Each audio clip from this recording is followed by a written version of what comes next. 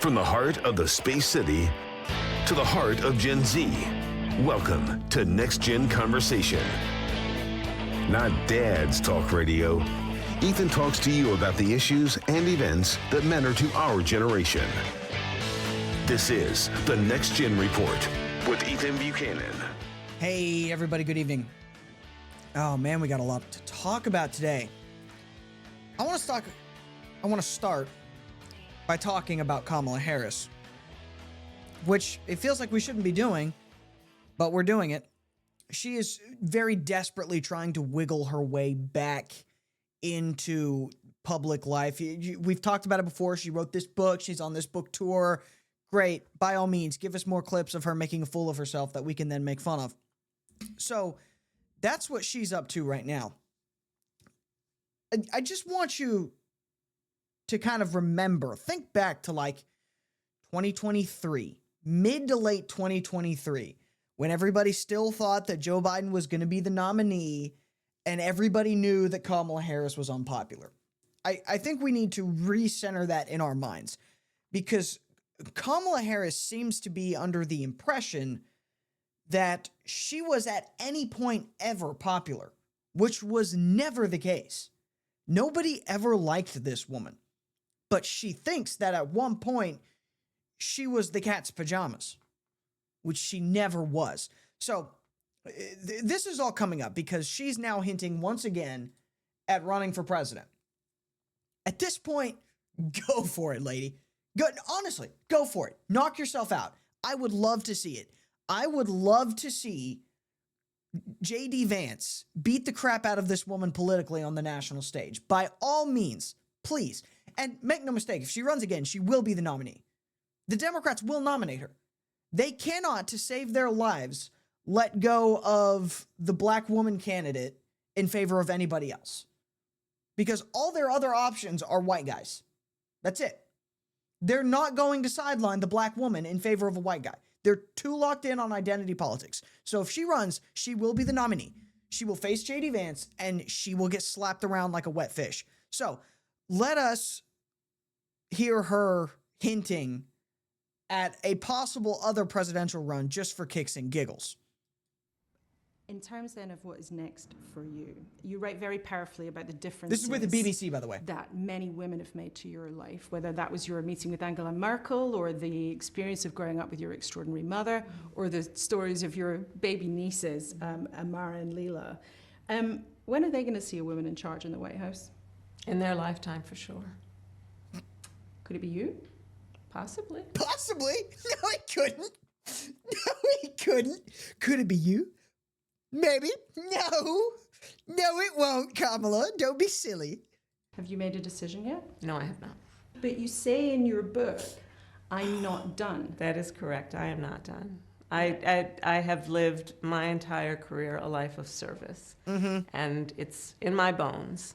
And there are many ways to serve. I've not decided yet what I will do in the future beyond what I am doing right now. But you've been very clear that it's a possibility you might run again to become president. And in my experience interviewing politicians, when someone says I'm not done, it means they are thinking seriously about running. But when you look at the bookies' odds, they put you as an outsider, even behind Dwayne "The Rock" Johnson.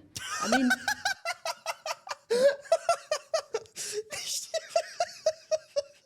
I'm sorry, that's funny. When you look at the betting odds, it's actually more likely that Dwayne "The Rock" Johnson will be president before the former vice president. What do you have to say about that? Nobody likes this woman, that's why. Dwayne "The Rock" Johnson, if nothing else, is actually popular. Kamala Harris is not. Oh, God, I want to hear how she responds to this, please. Is that underestimating you? I think there are all kinds of polls that will tell you a variety of things. I've never listened to polls. If I listened to polls, I would have not run for my first office or my second office. And I certainly wouldn't be sitting here in this interview. I don't listen to polls. Yeah, we know you don't listen to polls, lady. We know that. Oh, my God. what do you have to say about the fact that a movie star and former WWE wrestler has a better chance of being the president than you? I don't listen to polls. I don't care. This is so ridiculous. This woman thinks she can be the president. She really does. And again, just so we're all perfectly clear, she never had a chance. She was never popular enough to run. Nobody ever liked her. The fact that she made it to the top of that ticket baffles me to this day.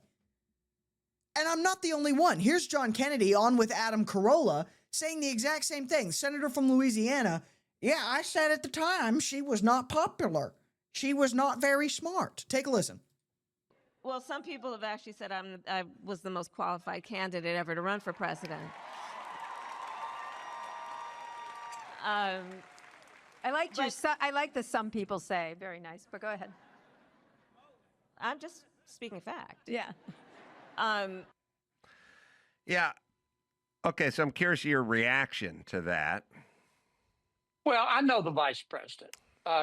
We served in the United States Senate together. We were on the Judiciary Committee together. She was very scripted. I think she's a lovely person, and she's entitled to her opinion. But I have seen the polling before she got in the race, and the poll showed that most Americans looked at the vice president and thought to themselves, when her IQ gets to 75, she ought to sell. And he's right. We knew at the time, we knew for years in advance that she wasn't smart, she wasn't popular. That's why even back in 2023, there it is, April 2023, scoop, inside Biden's strategy to repair Harris's image. The Biden team, about 6 months into his term, locked Kamala Harris in the closet and tried to hide her from the world. Why did he do that? It's because she was never popular. That's why she had to drop out in 2020 before the primaries in California. She was never a popular candidate. Joe Biden picked her as a DEI hire for vice president. That's what he did. Joe Biden sailed to victory on the backs of probably some fraud and the unrest in 2020. And then the moment everybody realized that this doesn't actually work and the only available option was Kamala Harris, she fell into the candidate's role. She was never popular. She was never anyone's first pick. She never will be. All right, we got a lot coming up, so stay tuned. We got a quick ad break, and we'll be back with more of the Next Gen Report on AM 950 KPRC.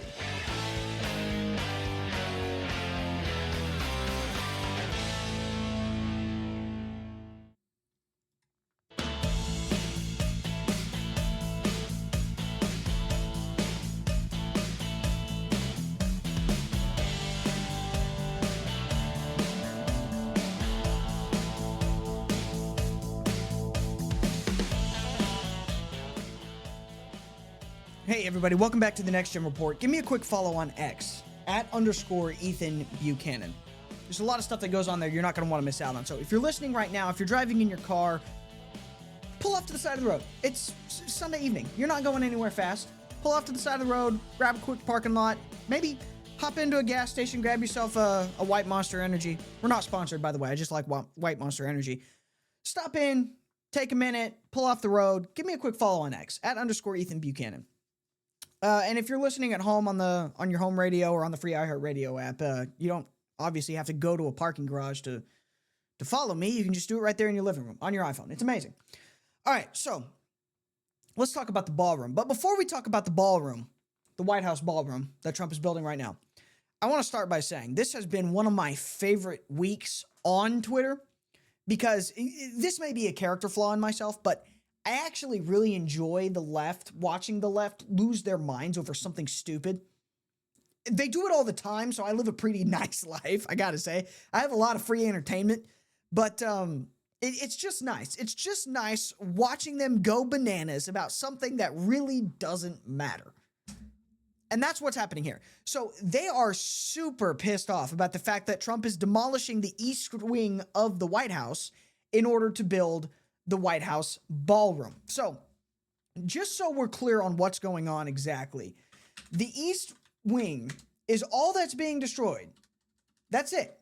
It's not like he's tearing down the entire White House and rebuilding it in his own image.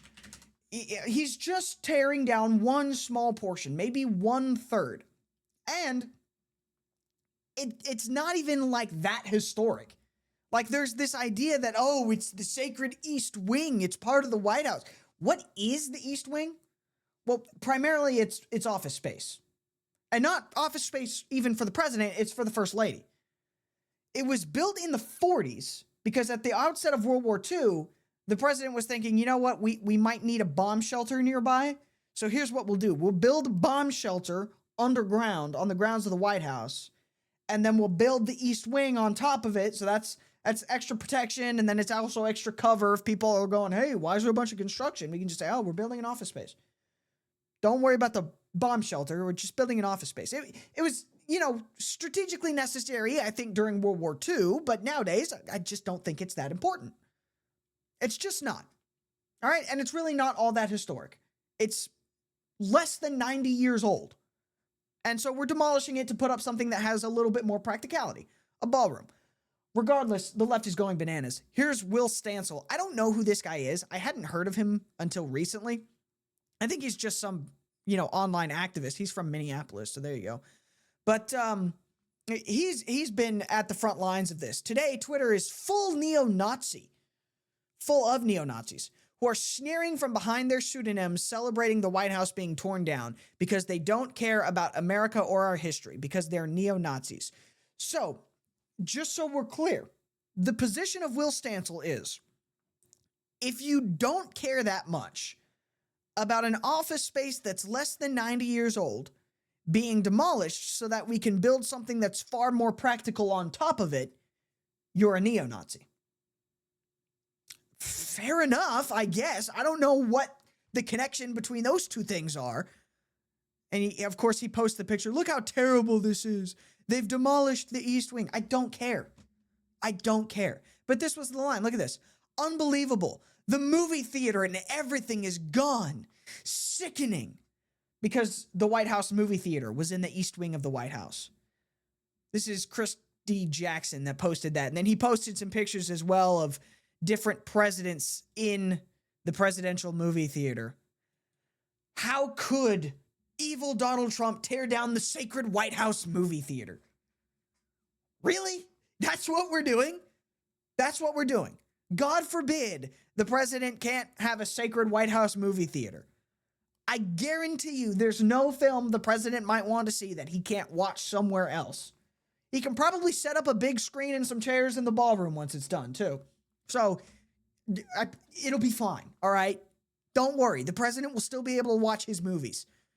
These people are ridiculous. This is the hill they've chosen to die on. The East Wing of the White House. And you could argue that the West Wing is super historically significant. That's where the Oval Office is. That's where the president's staff is. A lot of major world decisions have been made in the East Wing. That's actually a historic part of the White House. But the East Wing is not. The only interesting thing about the East Wing is once a year, the First Lady will put up some pretty Christmas decorations. That's it. She can put those decorations up somewhere else. She can decorate the ballroom. It's not that big of a deal. But they're going bananas about this. Demolition crews appeared to finish taking down the bulk of the White House wing Thursday, while President Donald Trump defended the project. He didn't say freaking, demolished half of the White House and not one Republican gave a crap. Effing traitors. That's Andrew, I am the resistance, with a No Kings profile picture, posted that. He demolished maybe 1/3 of the White House. Because there's the main residence, that's what you think of when you think of the White House, and then there's the West Wing and the East Wing. This doesn't matter, but the left is going bananas about this. They're also straight up lying about it. The official Democrat X account posted a picture of Caroline Leavitt with a quote from her saying, the ballroom is the president's main priority. And they just said, why? And you know what? That's an honest question. Why is the ballroom the president's main priority? Because there's a lot going on in the world and in the country. We've got a government shutdown. I would agree that the ballroom should not be the president's main priority right now. So what did Caroline Leavitt actually say? Well, let's play the clip where she supposedly said this. Go ahead. Yes. Thank you, Caroline. Thank you. In addition to the ballroom and the Rose Garden I'm going patio, into the back. Sorry. Go ahead. in addition to the ballroom and the Rose Garden patio, is the president looking at any other renovations or significant kind of projects here at the White House? Not to my knowledge, no. But he's a builder at heart, clearly, and so his heart and his mind is always churning about how to improve things here on the White House grounds. But at this moment in time, of course, the ballroom is really the president's main priority. All right, so this was very clearly a question about, does he have any other construction plans or construction priorities right now? It was clearly in the context and limitations of construction and renovation at the White House. Does the president have any other priorities? No, the ballroom is his main priority, which makes perfect sense. In the context of, what are his construction priorities, I think there's a fair case to be made that the ballroom should be the main priority. But if we're talking about broad national, global political priorities, obviously the ballroom shouldn't be. The left knows this. Robert Reach reposted this video and says, I can't believe I'm saying this, but she's actually telling the truth. As in, I can't believe that the ballroom is actually the president's main priority. He didn't even bother to deceptively edit the video. He posted the full video where you can clearly see that she's saying construction of the ballroom is his main construction and renovation priority. They're so aggressively dishonest. I don't know how they think they're getting away with this, but they're not. Nobody is buying this garbage because they're not even trying. Again, it would have been easy to cut this video down if you're trying to lie to people, which is what they're doing. They're trying to lie to the American people about this. It would have been easy to cut this video to make it sound like Caroline Leavitt is saying Donald Trump's only geopolitical priority right now is the ballroom. And that would have probably done numbers on the internet, but they didn't even bother to cut out the question that provides the context.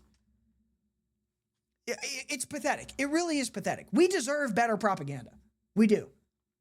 And on top of that, the left, make no mistake, does not care about this. They're just trying to find whatever they can, and they're being lazy about it, to throw at Donald Trump. You're really trying to convince me that the same people that didn't give a single damn about historic 150, 200-year-old statues of our founding fathers being torn down and destroyed by radical leftists 4 years ago are now suddenly super concerned about the historic East Wing of the White House. I don't believe you. I don't believe you're sincere. And you're demonstrating in real time that you aren't. All right, we got a lot more coming up. We're going to talk about the shutdown in just a minute. So stay tuned, listen to some quick ads. We're going to tell you where to do your shopping, and then we'll be right back with more of the Next Gen Report.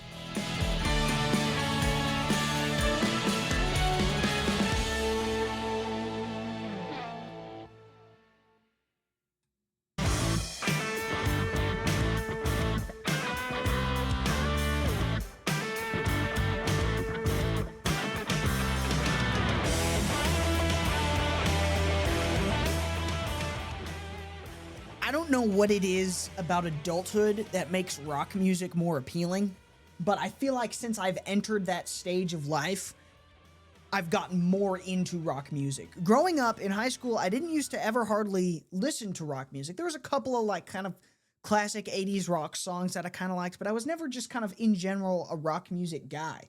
But I think something about like hitting 20 just kind of flipped a switch in me. I don't know what it was. So yeah, for the last like 2 or 3 years, I've been way into rock music. Anyway, government shutdown. We're day 26 now. This is the second longest in U.S. history. We are 9 days away from breaking the record. So fingers crossed we could do it. Yeah, the record right now is 35 days.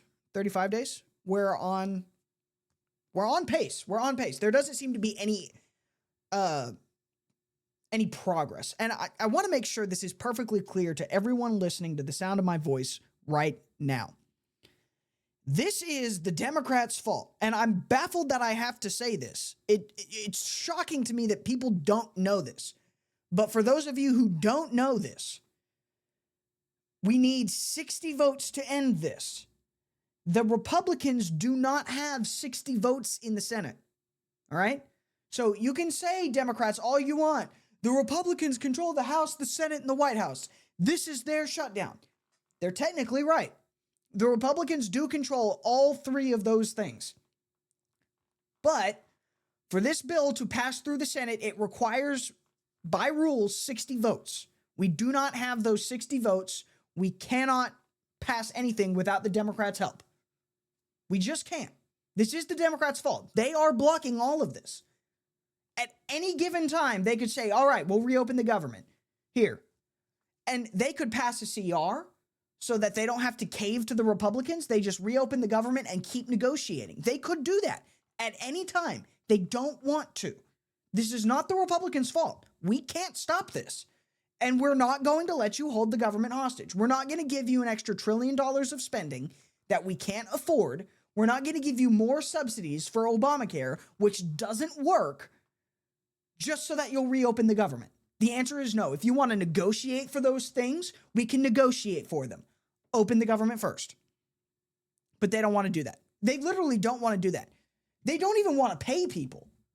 There was an effort a couple of days ago to, okay, we can't pass a funding bill to completely reopen the government, but we've got people like the military, federal law enforcement, and the FAA, air traffic controllers, that still have to work and they're not getting paid.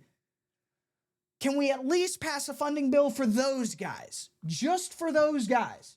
Here's the report from CBS News, not a right-wing outlet. The Senate failed to advance a GOP-backed measure that would pay federal employees, military members, and contractors who have continued to work during the government shutdown, now on day 24. This was old, so.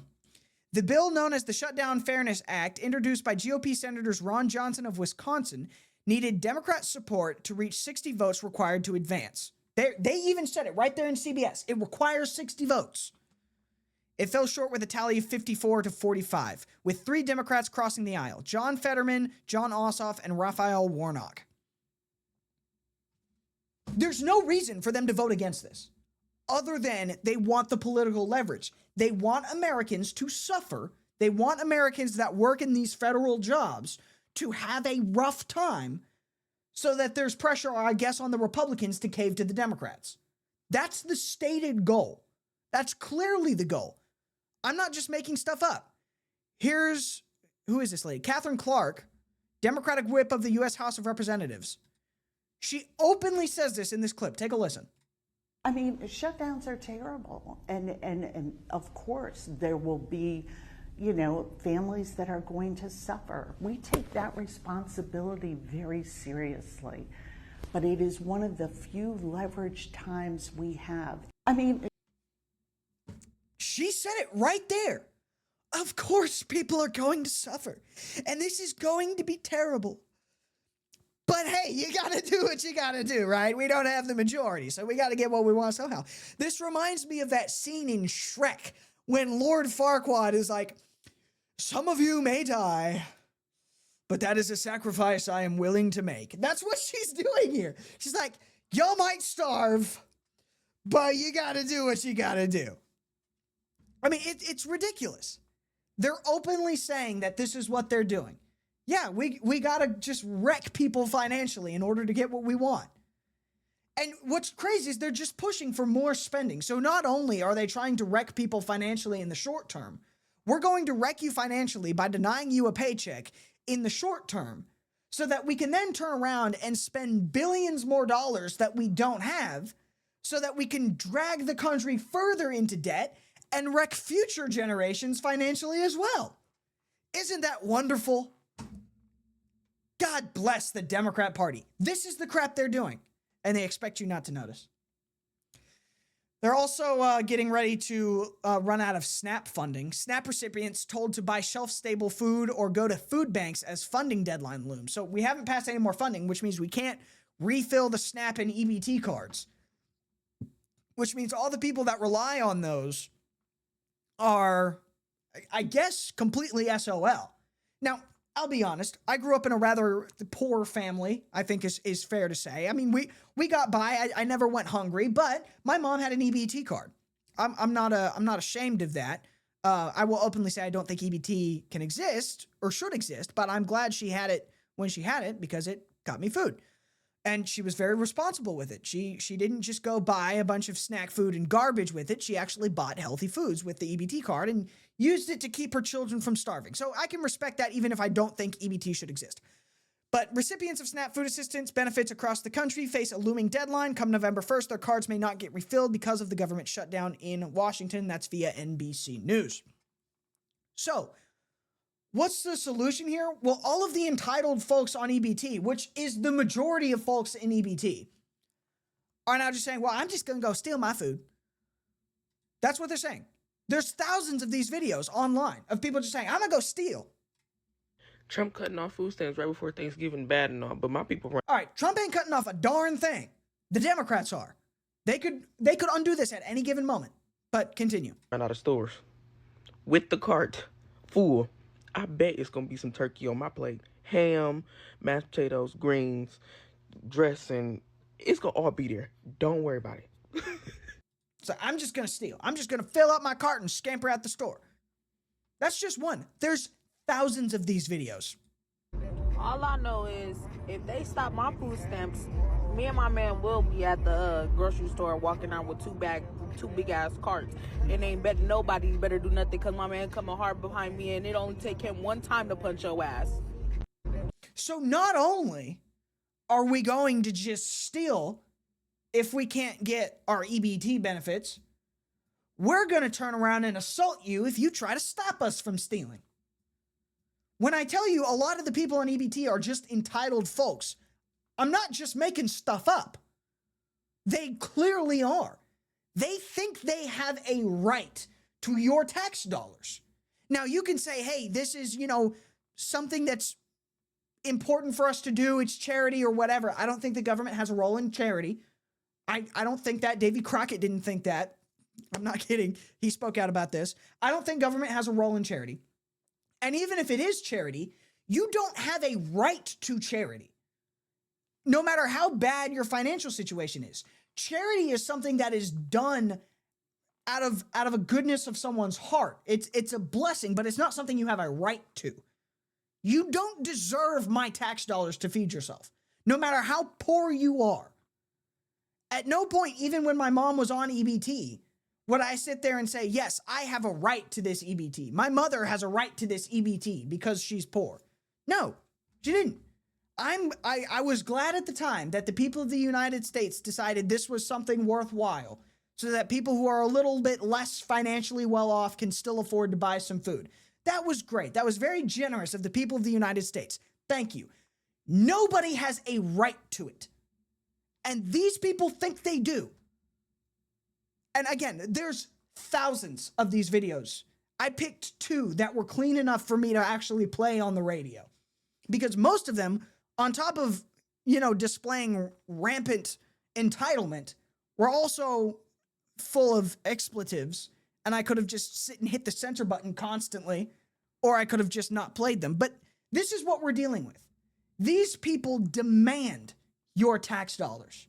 They demand it. And I abolish it. Abolish EBT. I have become so jaded by these videos. Get rid of it.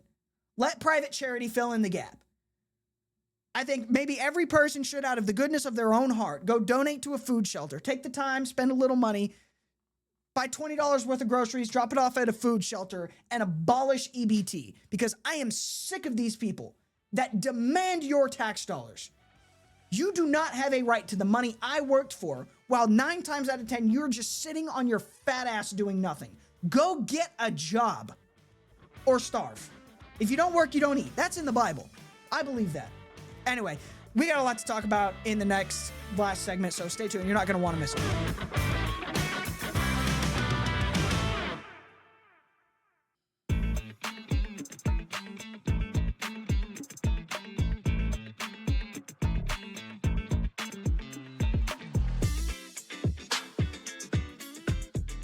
All right. Let's talk a little bit more about this EBT situation. In the midst of all of the obnoxious videos of entitled folks just saying, well, I'm just going to steal my groceries, I found one video of a lady who was seemingly just as pissed off about all of this as I was. And she made essentially the same case I did. You are not entitled to a thing. Not a single thing. So shut up. Here is this lady. I don't know who this is. It's a TikTok video. The username that's listed is Caramel Dove. I don't know who this lady is, but I love her. Take a listen to this. You got people all over the internet talking about if they don't get their food stamps next month, how they gonna go into these people's stores and take what they need. Talking all bold, like people owe them something. But I got a question. What makes you think that you entitled to take anything that you ain't worked for? You want another man or woman to get out there, plow the field, break their backs, while you sit back and watch, and you want to eat off their labor?